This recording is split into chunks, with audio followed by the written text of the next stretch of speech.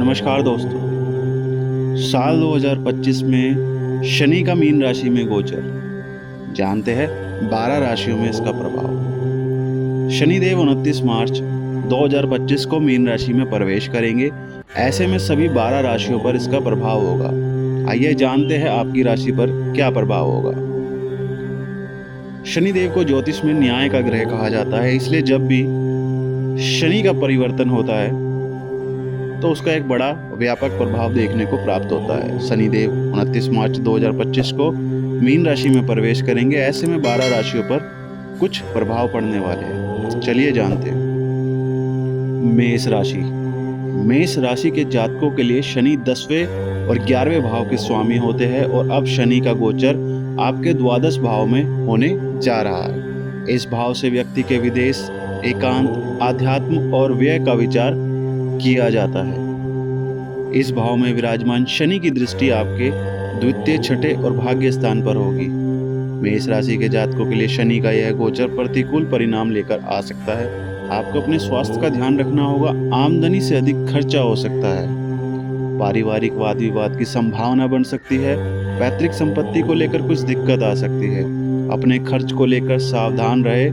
भाग्य का साथ मिलेगा। धर्म कर्म में आपकी रुचि बढ़ेगी। अपने पूर्वजों के साथ किसी धर्म यात्रा पर जा सकते हैं। अभी मेष राशि पर ना तो शनि की साढ़े साती है और ना ही ढैया है, लेकिन 29 मार्च 2025 को जैसे ही शनि मीन राशि में गोचर करेंगे तो मेष राशि पर साढ़े साती शुरू हो जाएगी। मेष राशि पर शनि की साढ़े साती का पहला चरण होगा। नौकरी और करियर को लेकर आपको विशेष सावधानी बरतनी होगी। वृषभ राशि। वृषभ राशि के जातकों के लिए शनि भाग्य स्थान और दशम भाव के स्वामी होते हैं। अब शनि का गोचर आपके लाभ स्थान यानी कि 11वें भाव में होने जा रहा है। इस भाव से व्यक्ति की इच्छा पूर्ति विचार किया जाता है। उसके कर्मों के परिणाम का विचार किया जाता है। उसके मित्र, बंधु, बांधव और मुनाफे का विचार किया जाता है। इस भाव में विराजमान शनि की दृष्टि आपके प्रथम, पंचम और अष्टम भाव पर जाएगी। शनि का यह गोचर वृषभ राशि के जातकों के लिए किसी राजयोग से कम नहीं है। इस समय आपको अपने कर्म स्थान पर सफलता प्राप्त होगी।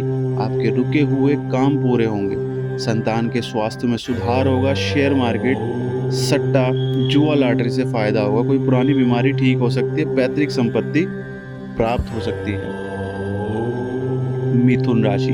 मिथुन राशि के जातकों के लिए शनि अष्टम और भाग्य स्थान के स्वामी होते हैं और अब शनि का गोचर आपके दशम भाव में होने जा रहा है। यह व्यक्ति के कर्म का भाव होता है और इस भाव में विराजमान शनि की दृष्टि आपके द्वादश, चतुर्थ और सप्तम भाव पर जा रही है। शनिदेव का यह गोचर मिथुन राशि के जातकों के लिए बहुत अच्छा रहने वाला है।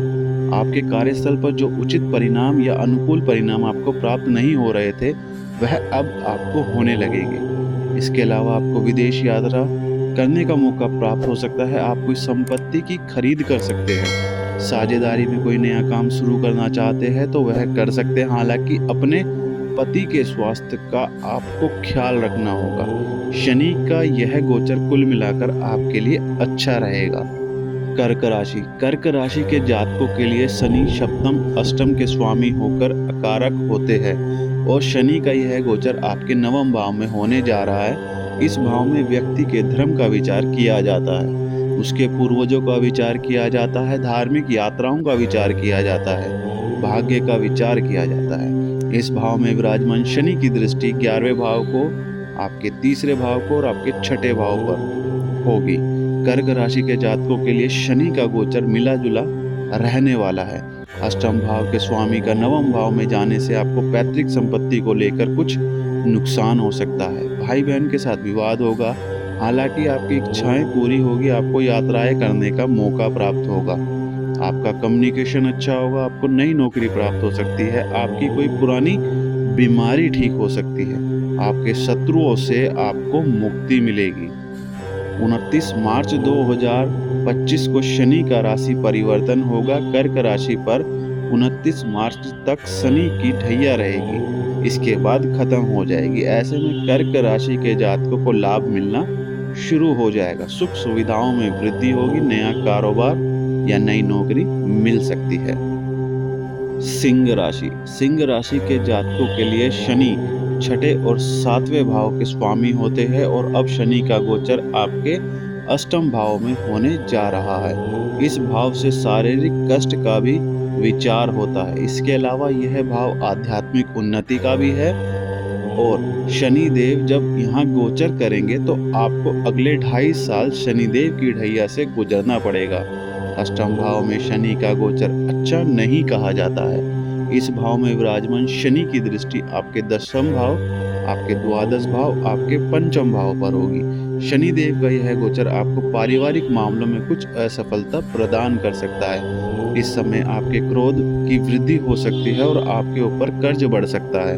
कोई बीमारी आपको परेशान कर सकती है। इसके अलावा आपको आर्थिक लेन देन में भी सावधानी रखनी होगी। कार्यस्थल पर बहुत सावधानी से कार्य करना होगा। आपके खिलाफ शत्रुओं की साजिश बढ़ सकती है। सिंह राशि के जातकों पर 29 मार्च को जब शनि राशि का परिवर्तन होगा, इसके बाद से शनि की ढैया शुरू हो जाएगी। कार्य में देरी और अड़चनें आनी शुरू होगी। कार्य क्षेत्र में परेशानी और घर में क्लेश शुरू हो जाएगी। सेहत संबंधी दिक्कतें रहेंगी। 29 मार्च 2025 के बाद से सिंह राशि पर शनि की ढैया शुरू हो जाएगी। करियर कारोबार में दिक्कतें आएगी। नौकरी में आसानी से कोई भी लक्ष्य की प्राप्ति नहीं होगी। कन्या राशि। कन्या राशि के जातकों के लिए शनि पंचम और छठे भाव के स्वामी होते हैं और अब शनि का गोचर आपके सप्तम भाव में होने जा रहा है। इस भाव से आपकी पत्नी, आपकी साझेदारी का विचार किया जाता है। यह भाव हर उस चीज को दर्शाता है जो घर से बाहर आपको मिलती है। इस भाव में विराजमान शनि की दृष्टि आपके भाग्य स्थान पर होगी, प्रथम भाव पर होगी और चतुर्थ भाव पर होगी। कन्या राशि के जातकों के लिए सप्तम भाव में शनि का गोचर उनके विवाह के रास्ते खोल सकता है। जिनका विवाह नहीं हो रहा है उनका विवाह हो सकता है। इसके अलावा आप कोई नया काम भी शुरू कर सकते हैं। काफी समय से आपका कोई काम अटका हुआ है वह पूरा हो सकता है। हालांकि आपको अपने आलस्य का त्याग करना होगा। शनिदेव की दृष्टि आपके प्रथम भाव पर जा रही है, इसलिए आपके कुछ कार्यों में देरी हो सकती है। मानसिक चिंताएं हो सकती है। माँ के स्वास्थ्य को लेकर कुछ कठिनाई आ सकती है। हालांकि आपके पिता और गुरुओं का आशीर्वाद आपको प्राप्त होगा। कुछ धार्मिक यात्राएं होगी और यात्राओं में आपकी कुछ ऐसे लोगों से मुलाकात हो सकती है जो आपके जीवन को एक नई दिशा देने का प्रयास करेंगे। तुला राशि।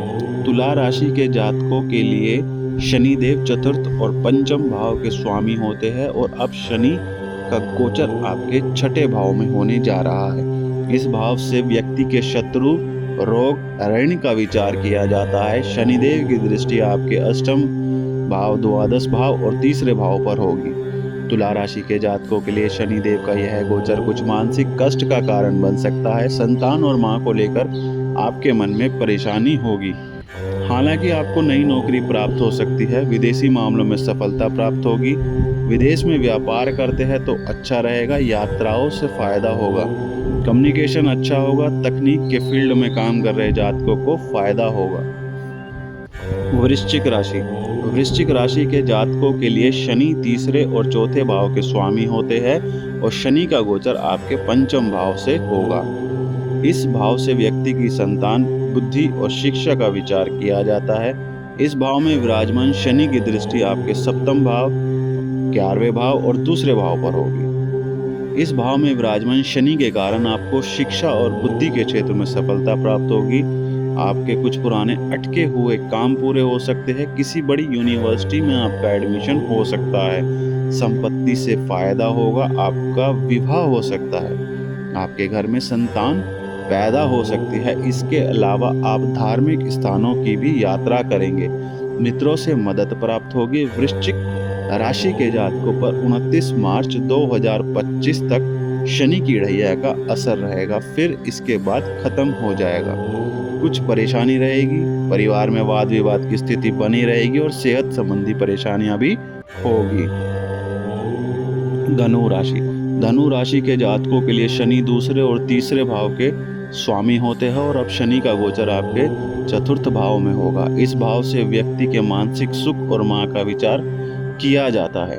इस भाव में शनि का गोचर जब होगा तब शनि के ढैया का प्रभाव में आएंगे। इस भाव में विराजमान शनि की दृष्टि आपके छठे भाव, दशम भाव और आपके लगन पर होगी। धनु राशि के जातकों को शनिदेव इस गोचर से संपत्ति का फायदा हो सकता है। आप कहीं विदेश में जाकर संपत्ति खरीद सकते हैं। इसके अलावा आपकी कोई पुरानी बीमारी नष्ट हो सकती है। आपके कार्यस्थल पर आपको कुछ कठिनाइयों का सामना करना पड़ सकता है। अपने सीनियर को आपको खुश करके चलना होगा। आलस्य का त्याग करना होगा। आपके कार्यों में कुछ देरी हो सकती है जिसके कारण आपको मानसिक कष्ट की अनुभूति प्राप्त हो सकती है। मकर राशि।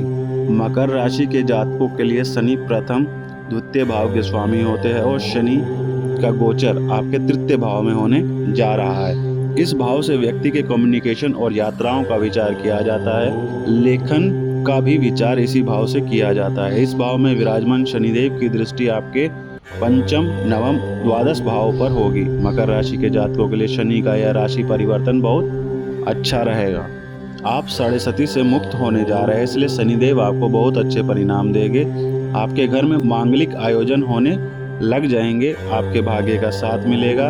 आपको अपने लेखन से फायदा होगा। अगर आप पत्रकार हैं तो आपको अच्छी सफलता प्राप्त होगी। इसके अलावा अगर आप विदेश में अपना कारोबार शुरू करना चाहते हैं तो उसमें भी आपको सफलता प्राप्त हो सकती है। घर में नए सदस्य का आगमन भी हो सकता है।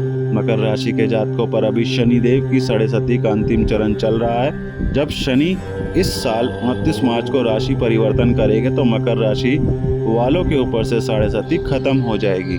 मकर राशि वाले शनि की उतरती हुई साढ़े सती का शुभ प्रभाव देखने को मिलेगा। मान सम्मान और पद प्रतिष्ठा में वृद्धि देखने को मिलेगी। कार्यों में सफलता और धन लाभ मिलेगा।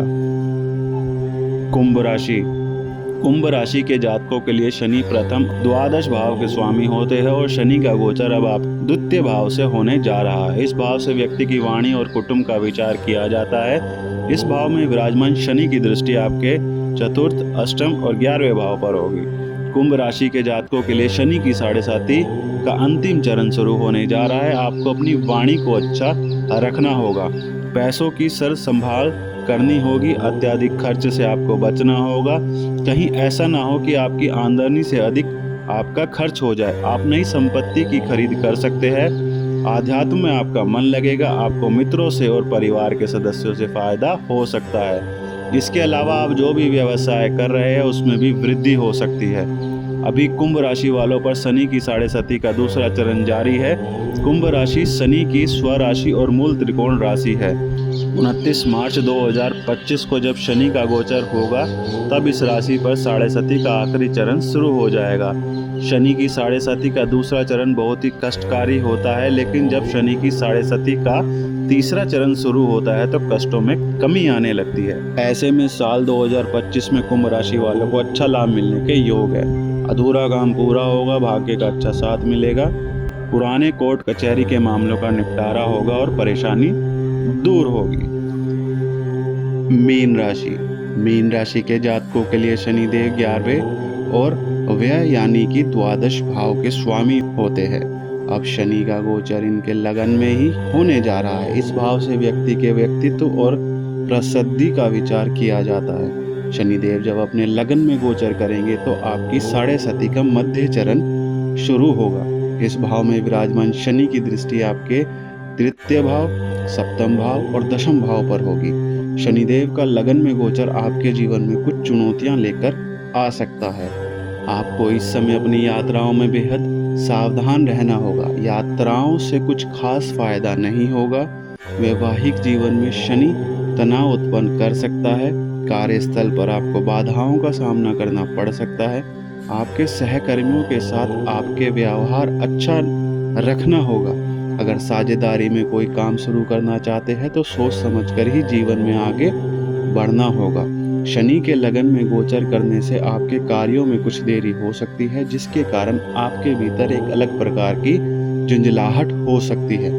वर्तमान समय में शनि के कुंभ राशि में होने के चलते साल 2025 के शुरुआत में साढ़े सती का पहला चरण जारी रहेगा, लेकिन जैसे ही 29 मार्च 2025 को शनि का गोचर इसी राशि में होगा, तब मीन राशि पर साढ़े सती का दूसरा चरण शुरू होगा। साल 2025 में मीन राशि पर साढ़े सती का दूसरा चरण रहने के कारण जीवन में तमाम तरह की दिक्कतें आएगी। धन हानि और नौकरी में परेशानी बढ़ेगी। सेहत संबंधी परेशानियों का सामना करना होगा। कार्य में तरह तरह की रुकावट आनी शुरू हो जाएगी। ऐसे में मीन राशि वालों को ज़्यादा सतर्कता बरतनी होगी। तो उम्मीद करता हूं दोस्तों आपको ये वीडियो पसंद आई होगी। ऐसी ही वीडियो के लिए चैनल को सब्सक्राइब और वीडियो को लाइक करें और बेल आइकन दबाना बिल्कुल ना भूलें, ताकि आपको ऐसी वीडियो की नोटिफिकेशन सबसे पहले मिले। जय श्री राम।